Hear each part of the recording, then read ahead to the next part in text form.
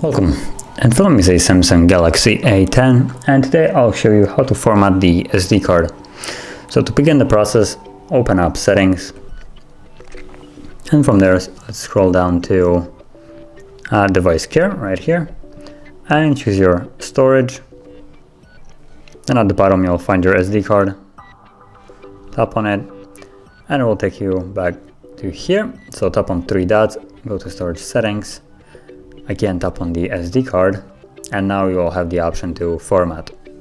Just tap on it, then you have a little message that it will remove all the data from the card. So if there is something that you would like to keep on it, you might want to back it up before you begin, but assuming you don't, you can just tap on Format SD card. It will begin the process, and it just takes a couple seconds.